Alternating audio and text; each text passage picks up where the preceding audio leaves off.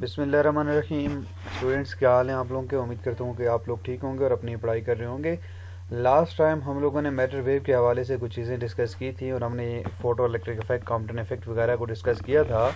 और हमने ये कहा था कि कॉम्पटन इफेक्ट और फोटो इलेक्ट्रिक इफेक्ट जो है वो लाइट को एज अ वेव लेकर हम एक्सप्लेन नहीं कर सकते।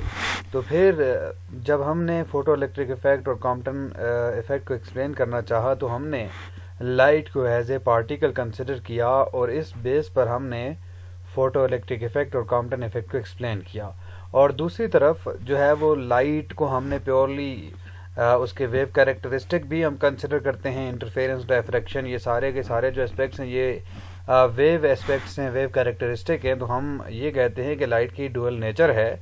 और लाइट जब डुअल नेचर है तो इसी को लेकर फिर जो साइंटिस्ट थे वो इस नतीजे पे पहुंचे कि मैटर भी जो है वो भी डुअल नेचर रखता है। आज के लेक्चर में हम यही बात करेंगे dual nature of light and matter के हवाले से। तो शुरू करते हैं आज का लेक्चर और आज की बात हम शुरू करते हैं। Phenomena such as photoelectric effect and Compton effect offer evidence that when light or other forms of electromagnetic radiation and matter interact, the light behave as if it were composed of particles having energy hf and momentum h over lambda। हमने photo electric effect और Compton effect में ये देखा कि जब light या दूसरी electromagnetic radiation matter के साथ इंटरेक्ट करती हैं तो लाइट जो है वो इस तरह से बिहेव करती है जैसे कि ये पार्टिकल से मिलकर बनी हो। Particle, it is compose of particle जिनकी एनर्जी एच एफ और मोमेंटम एच ओवर लैम्डा हो। In other context, however, light act like a wave exhibiting interference and diffraction effects। जबकि दूसरी तरफ लाइट जो है वो एक वेव की तरह बिहेव करती है। ठीक है, इंटरफेरेंस, डायफ्रैक्शन इनको शो करती है जब तो हम कहते हैं लाइट एक वेव है। This apparent duality can be partly explained by considering the energies of photon in different contexts। ये जो duality है, वेव पार्टिकल duality, इसको हम कुछ हद तक एक्सप्लेन कर सकते हैं जब हम एनर्जीज को कंसिडर करते हैं। मुख्तलिफ केसेस में जब हम एनर्जी की बात करते हैं तो फिर हम थोड़ा सा इसको एक्सप्लेन किया जा सकता है। For example, photon with frequencies in the radio wavelength carry very little energy and it may take 10 raised to power 10 such photons to create a signal in an antenna। मिसाल के तौर पर हम फोटॉन की जब बात करते हैं जो रेडियो वेवलेंथ वाली फ्रीक्वेंसीज रखता हो तो उनकी एनर्जी बहुत स्मॉल होती है, बहुत कम एनर्जी होती है और ऐसे 10 रेज टू पावर 10 फोटॉन जो होते हैं वो मिलकर एक सिग्नल जो है वो क्रिएट करेंगे। These photons therefore act together like a wave to create the effect। और इस तरह के जो फोटॉन होते हैं वो मिलकर एक वेव बनाते हैं, एक वेव की तरह का इफेक्ट प्रोड्यूस करते हैं। जबकि दूसरी तरफ जब हम गैमा रेज की बात करते हैं, gamma rays on the other end are so energetic that a single gamma ray photon can be detected. जबकि गैमा रेज के केस में हम सिंगल गैमा रे फोटॉन जो है उसको भी डिटेक्ट कर सकते हैं। और इसी तरह से जब यही चीजें सामने आई तो Louis de Broglie was the scientist. उसने ये पहली बार प्रपोज किया था कि अगर लाइट जो है वो प्योरली जो वेव कैरेक्टरिस्टिक रखती है उसको हम एज अ पार्टिकल ले सकते हैं, तो पार्टिकल जो है, मैटर जो है, उसके साथ भी एक वेव एसोसिएट की जा सकती है। In his doctoral dissertation in 1924, Louis de Broglie postulated that because photons have wave and particle characteristics, perhaps all forms of matter have both properties। अपने पीएचडी थीसिस में 1924 में लुइस डी ब्रॉगले ने ये propose किया कि जिस तरह से हम बात कर रहे हैं कि फोटॉन जो है वो वेव और पार्टिकल कैरेक्टरिस्टिक रखता है, इसलिए हो सकता है कि जितना भी मैटर है, मैटर की तमाम जो फॉर्म्स हैं वो भी दोनों तरह की प्रॉपर्टीज रख सकती हैं। This highly revolutionary idea had no experimental confirmation at that time. ये जो आइडिया था इसकी उस टाइम के ऊपर कोई एक्सपेरिमेंटल कंफर्मेशन नहीं थी, कोई ऐसा एक्सपेरिमेंट नहीं था जो कि इसको वेरीफाई कर सके। According to de Broglie, electrons just like light have a dual particle wave nature. De Broglie के मुताबिक इलेक्ट्रॉन्स लाइट की तरह इलेक्ट्रॉन की भी डुअल नेचर है, पार्टिकल वेव दोनों तरह का एस्पेक्ट शो करेगा इलेक्ट्रॉन। यानी कि मैटर के साथ हम एक वेव बिहेवियर भी एसोसिएट कर सकते हैं। मैटर एज ए पार्टिकल भी बिहेव करेगा और एज ए वेव भी बिहेव करेगा। ये डी ब्रॉगले का हाइपोथेसिस था। We found that the relationship between energy and momentum for a photon which has a rest energy of 0 is P is equal to E over C। हमें पता है कि जो एनर्जी और मोमेंटम का relation है एक फोटॉन के लिए ये है momentum is equal to E over C।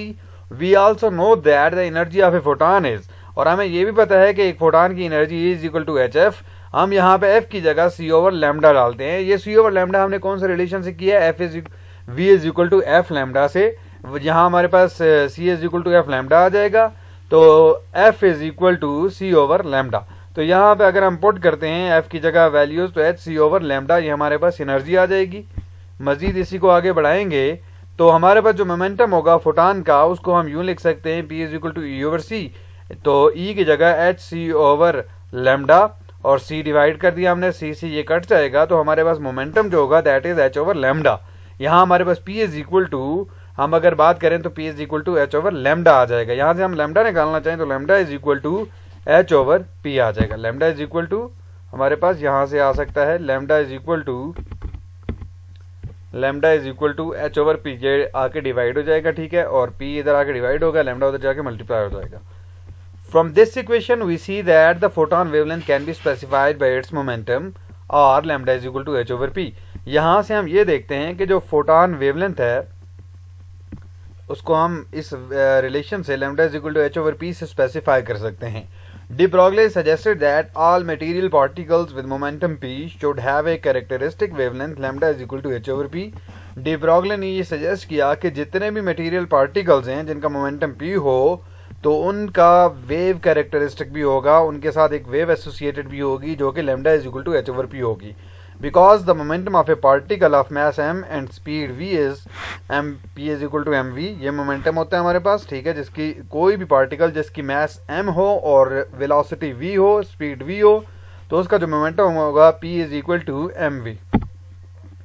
यहाँ से हम डी ब्रॉगले रिलेशन से वेवलेंथ जो होगी पार्टिकल के साथ एसोसिएटेड वो लिख सकते हैं। The de Broglie wavelength of a particle is lambda is equal to H over P, लैम्डा is equal to H over mv। P की जगह हमने यहाँ पे mv लिख दिया। ये हमारे पास वेवलेंथ होगी किसी भी पार्टिकल की।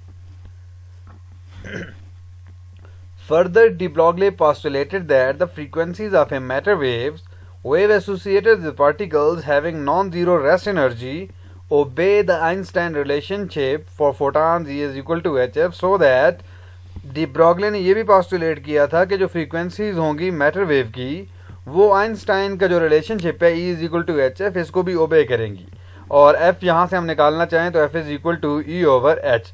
ये हमारे पास फ्रीक्वेंसी होगी मैटर वेव की। F is equal to E over H, where E is energy of that particle, H is Planck constant. ये ध्यान में रखना है आपने। The dual nature of matter is quite apparent from above equations because each contains both particle concept mv and E and wave concept। यहाँ पे हम relate कर रहे हैं, ठीक है, वेवलेंथ और फ्रीक्वेंसी को हमने मोमेंटम और एनर्जी के साथ रिलेट कर दिया है। तो यहाँ से डुअल नेचर ऑफ मैटर जो है वो अपीयर होती है, ठीक है, क्योंकि हमने दो ऐसी क्वांटिटीज जो कि मैटर के साथ भी एसोसिएटेड है और वेव के साथ, उनको आपस में लिंक कर दिया है। तो यहाँ से हमें पता ये चलता है कि कोई भी आपके पास जो पार्टिकल है उसकी भी डुअल नेचर है, वो पार्टिकल और वेव दोनों तरह के बिहेवियर शो करेगा।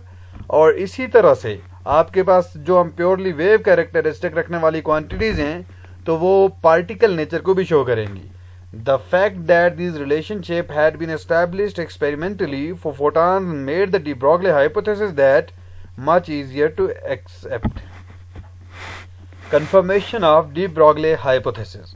The Davison-Germer experiment in 1927 confirmed de Broglie's hypothesis by showing that electron scattering of crystals from a diffraction pattern. Davisson और जर्मर ने 1927 में 1927 में ये डी ब्रॉगले हाइपोथेसिस कंफर्म किया था कि जो इलेक्ट्रॉन स्कैटर्ड होते हैं क्रिस्टल से वो एक डायफ्रैक्शन पैटर्न बनाते हैं, और ये जो डायफ्रैक्शन है या इंटरफेरेंस है तो ये हम कहते हैं वेव प्रॉपर्टी है। तो यहाँ से इलेक्ट्रॉन वेव प्रॉपर्टी शो कर रहा है, तो उसका मतलब इलेक्ट्रॉन वेव कैरेक्टरिस्टिक शो करता है। The regularly space planes of atoms in crystalline region of a nickel target act has a diffraction grating for electron matter wave.